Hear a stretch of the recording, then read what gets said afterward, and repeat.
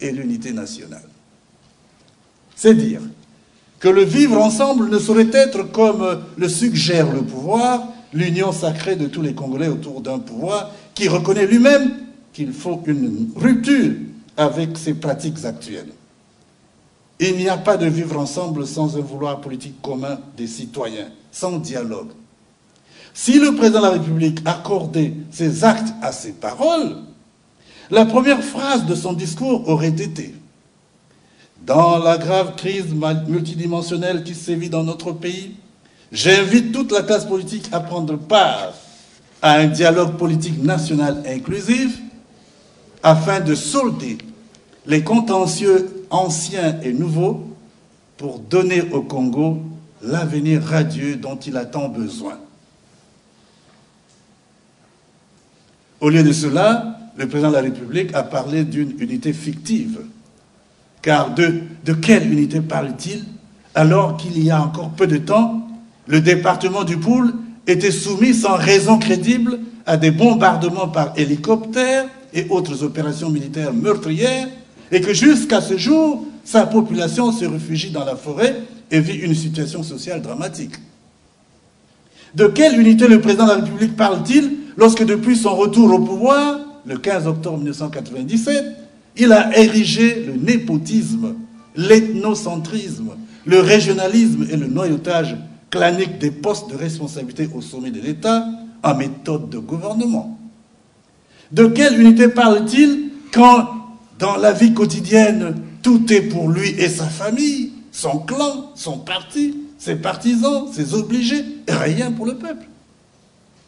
De quelle unité parle-t-il lorsqu'aujourd'hui, de nombreux responsables et militants de l'opposition croupissent sans cause dans les geôles de son pouvoir et que ceux qui ne sont pas encore arrêtés et emprisonnés sont l'objet d'intimidation, de harcèlement, d'interdiction de sortie du territoire national et d'assignation à résidence, de menaces de mort, etc.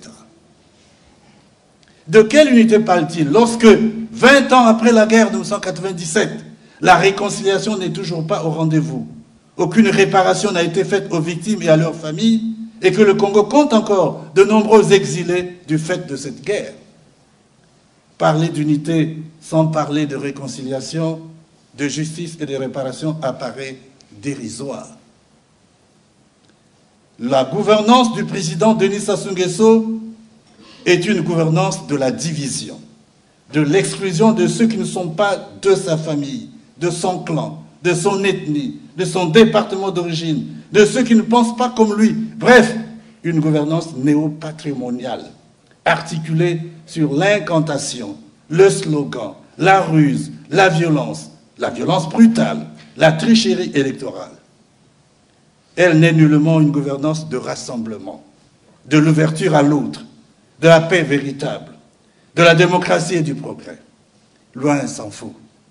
Car l'unité, la paix, la démocratie, l'égalité et le progrès vont de pair.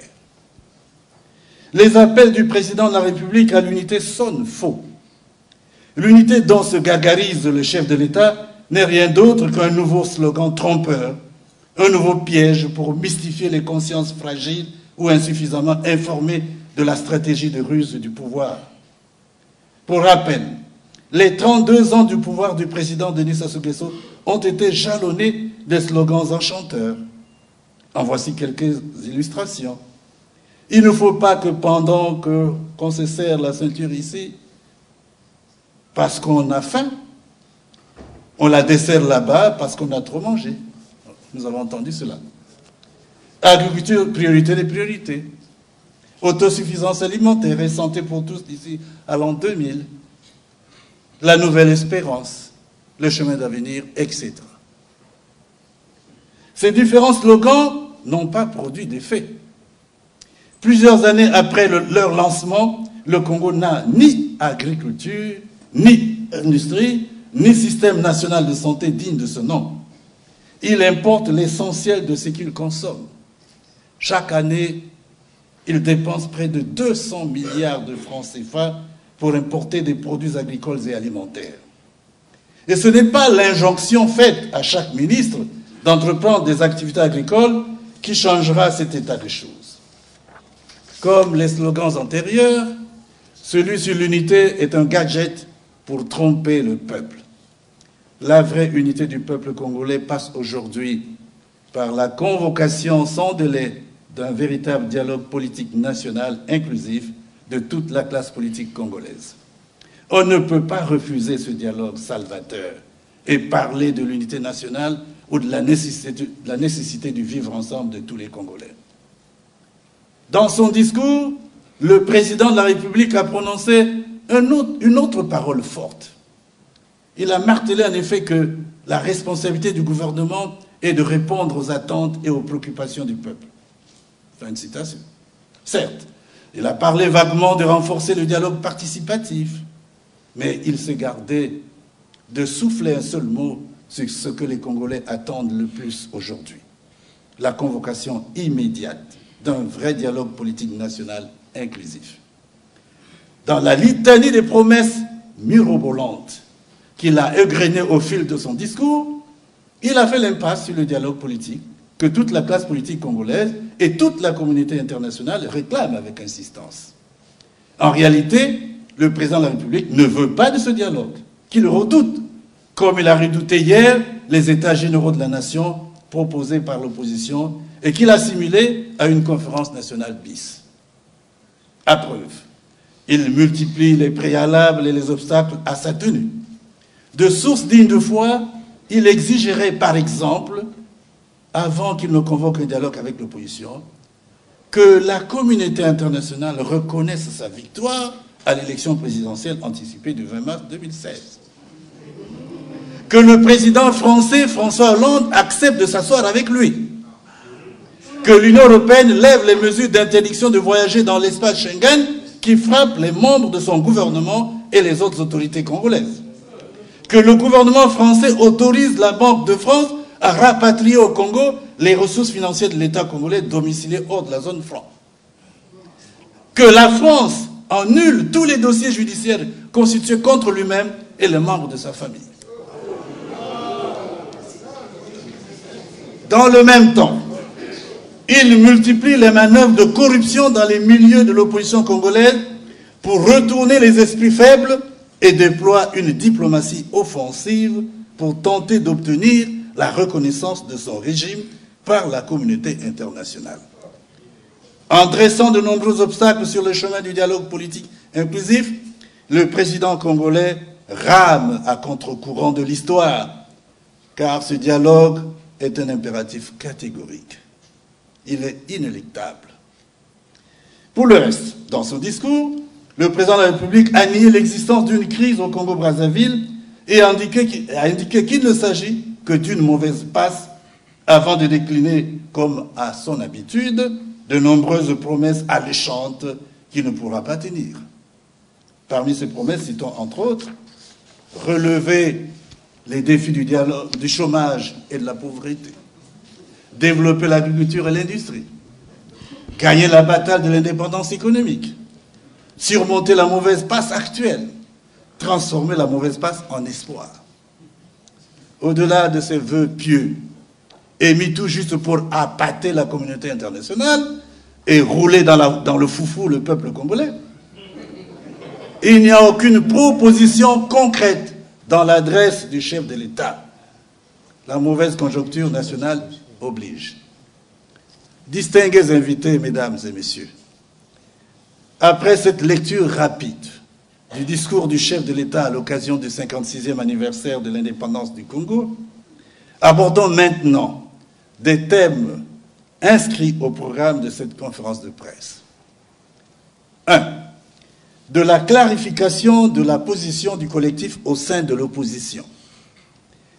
Il y a 4 ans, jour pour jour, précisément le 17 août 2012, naissait le collectif des partis de l'opposition congolaise dans un contexte politique dominé, d'une part, par des élections législatives les plus truquées de l'histoire du Congo, élections au cours desquelles des candidats du pouvoir ont été nommés députés en lieu et place des candidats réellement élus, et d'autre part, par un très fort désir de transparence électorale à travers la revendication de la refondation du système électoral frauduleux mise en place par le pouvoir depuis 2002. À sa naissance, le collectif comprenait 10 partis. L'UPADES puis le CAP, l'UPRN, l'UDER-Mwinda, le PSDC, le PSRD, le RDR, le MVC, le RCB, le RAPCO, la CNDD. Au fil du temps, 3 nouveaux partis y ont adhéré, le MICALE, le DNRD, le MNC. Aujourd'hui, 3 partis membres fondateurs ne font plus partie du collectif. Ce sont le PSDC, l'UDER-Mwinda, la CNDD. Dès sa création, le collectif s'est fixé comme objectif général de contribuer, aux côtés des autres forces politiques et sociales œuvrant pour la promotion d'une alternance démocratique et pacifique au Congo, à la construction des conditions permissives d'élections libres, transparentes et équitables en vue de la restauration de la démocratie congolaise, bafouée par plusieurs années de gouvernance totalitaire et partisane. Dans le dessein d'atteindre cet objectif, le collectif a engagé de multiples actions fortes, tantôt seul, tantôt au sein du FROCAD et dans le cadre du partenariat avec l'IDC, notamment à travers la publication de la lettre ouverte au président de la République le 26 octobre 2012, le meeting populaire du 16 mars 2013 au boulevard des Armées, la participation active à la création du mouvement citoyen pour le respect de l'ordre constitutionnel et à celle du Front pour le respect de l'ordre constitutionnel et pour l'alternance démocratique, FROCAD. La contribution au débat national sur le référendum constitutionnel, le changement de constitution et la gouvernance électorale. Le déploiement d'une diplomatie offensive en direction de l'ONU, de l'Union africaine, de l'Union européenne, de l'OIF, des ONG internationales de défense des droits de l'homme, des États-Unis et de la France notamment, pour les sensibiliser sur la dérive dictatoriale du pouvoir au Congo-Brazzaville. Le meeting populaire organisé par le FROCAD et l'IDC le 3 mai 2015 à Pointe-Noire. Le dialogue alternatif de Diata, organisé du 26 au 29 juillet 2015 à Brazzaville par les forces vives et sociales œuvrant pour l'alternance démocratique. Le méga-meeting du 27 septembre à Brazzaville et du 17 octobre 2015 à Pointe-Noire. Les meetings organisés par le FROCAD et l'IDC sur toute l'étendue du territoire national le 20 octobre 2015 pour appeler au boycott du référendum anticonstitutionnel du 25 octobre 2015. L'élaboration et la publication d'un mémorandum sur la crise politique au Congo-Brazzaville le 29 novembre 2015. À ces différentes occasions, l'opposition n'a eu de cesse d'inviter le président de la République à convoquer un vrai dialogue politique national inclusif pour permettre aux forces vives de la nation de définir ensemble les nouvelles règles de la gouvernance électorale en refondant le système électoral mafieux à l'œuvre depuis 2002. Mu par une volonté morbide de se maintenir à vie au pouvoir, le président Denis Sassou Nguesso a opposé une fin de non-recevoir à cette proposition de bon sens et a organisé le monologue de CBT auquel n'ont participé que les partis de la mouvance présidentielle et les partis et associations satellites qui, du reste, ont tous battu campagne pour lui à l'occasion de l'élection présidentielle anticipée du 20 mars 2016. Parallèlement au monologue de CBT, les partis politiques de l'opposition, les forces sociales et les individualités opposées au changement de constitution et à un troisième mandat du président Denis Sassou Nguesso ont organisé à leur tour à Diata, à Brazzaville, un dialogue alternatif sur 2 thèmes. Le respect de l'ordre constitutionnel, la gouvernance électorale. Le président de la République n'a tenu aucun compte des importantes conclusions de ces dialogues qui lui ont été pourtant transmises officiellement. Par ailleurs, malgré la farouche opposition de l'écrasante majorité du peuple congolais au changement de la Constitution du 20 janvier 2002 et à son maintien au pouvoir, et les appels à la raison lancés par la communauté internationale en général, l'Union européenne, les États-Unis et la France en particulier, le président Denis Sassou Nguesso a organisé contre vents et marées un pseudo-référendum pour changer la loi fondamentale en vigueur qui lui interdisait strictement de briguer un 3e mandat. Ce référendum anticonstitutionnel a été massivement rejeté par le peuple congolais et nonobstant une abstention record de plus de 95%, le pouvoir a néanmoins proclamé une victoire écrasante du oui en faveur du changement de constitution. À la suite de ce simulacre de référendum, le président de la République a promulgué une nouvelle constitution le 6 novembre 2015, constitution dont le texte n'a pourtant jamais été soumis à référendum et partant n'a jamais été voté par le peuple. Dans la foulée, il a convoqué une élection présidentielle anticipée que rien ne justifiait, et ce, en violation flagrante de l'article 62 de la Constitution 2002 ou de l'article 69 de sa nouvelle Constitution illégale qui dispose que le premier tour du scrutin a lieu 30 jours au moins et 40 jours au plus avant la date d'expiration du mandat du président en exercice. Fin de citation. Ce faisant, le chef de l'État, dont le deuxième et dernier mandat constitutionnel s'est achevé le 12 août 2016, a réalisé un coup de force dans le dessein de retrouver la légalité et la légitimité perdues avec l'abrogation de la Constitution du 20 janvier 2002, abrogation qui, sur le plan des normes juridiques, aurait dû entraîner automatiquement la dissolution de toutes les institutions constitutionnelles, y compris l'institution présidence de la République. Valider sa nouvelle Constitution, se donner un troisième mandat illégal, s'assurer une impunité totale pour les crimes économiques et les crimes de sang commis durant ces 32 ans de pouvoir sans partage. Article 69 de la Constitution du 6 novembre 2015. Par ces motifs, le collectif des partis de l'opposition congolaise a refusé de participer à la farce électorale du 20 mars 2016, dont les résultats étaient connus d'avance. De l'avis du collectif, en effet, participer à cette parodie d'élection signifierait, pour l'opposition, 1. Se renier, se parjurer et renoncer à ses positions de principe sur le respect de l'ordre constitutionnel et l'absolue nécessité de la refondation de la gouvernance électorale. 2. Casser la dynamique de la mobilisation populaire telle que s'est faite à Brazzaville le 27 septembre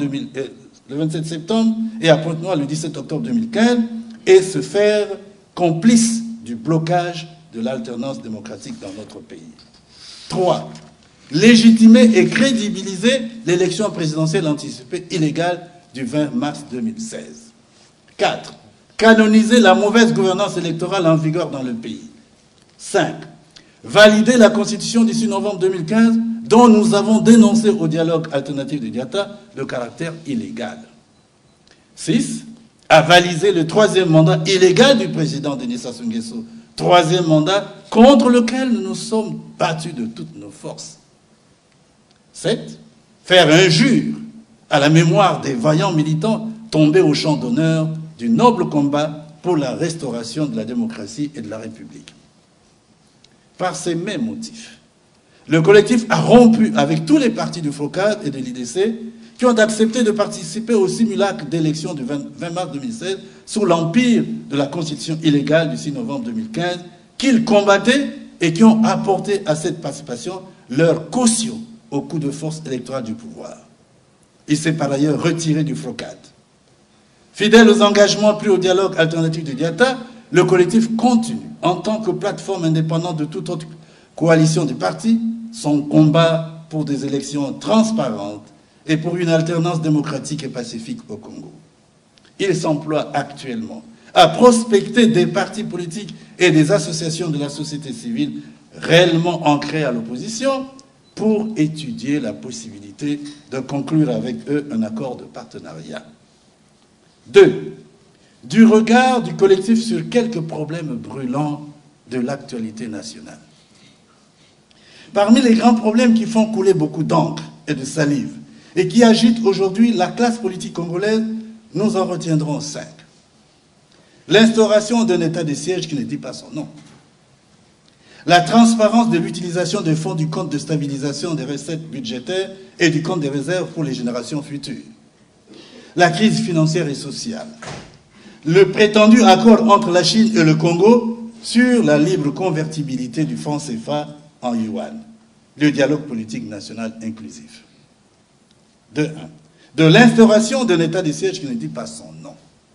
La paix est le maître mot de la propagande du pouvoir. Le président de la République est présenté quotidiennement à grand renfort de propagande comme l'apôtre de la paix. Africain à Brazzaville, la Pointe-Noire, à Dolisie, à Caï, etc. L'occupation militaire du département du Poul, l'intolérance politique et les violations répétées de libertés fondamentales et l'empêchement des activités des partis de l'opposition réelles, l'encerclement policier, faramineuse somme de près de 14 000 milliards de francs CFA au titre des excédents budgétaires, qui donc a autorisé le ministre Ondongo à utiliser l'argent du compte de stabilisation pour financer, comme il le prétend, les titres d'obligations à échéance 2029 et émises dans le cadre de la structuration de la dette du pays en 2007. La note à 8%. L'anémie touche 65% des enfants au Yabane, c'est-à-dire, vous savez, des pots de vin. La corruption avilissante des acteurs politiques qui pratiquent. Selon la télévision nationale congolaise, Télé-Congo, lors de son récent voyage en Chine, il aurait signé avec le gouvernement chinois un accord en vue de la libre convertibilité du franc CFA en yuan et de la libre circulation du yuan au Congo et dans les autres États d'Afrique centrale, ainsi que la libre circulation du franc CFA. De convertibilité du franc CFA en yuan aurait été signé entre la Chine et le Congo. Il ne pourrait s'agir que d'une blague de mauvais goût.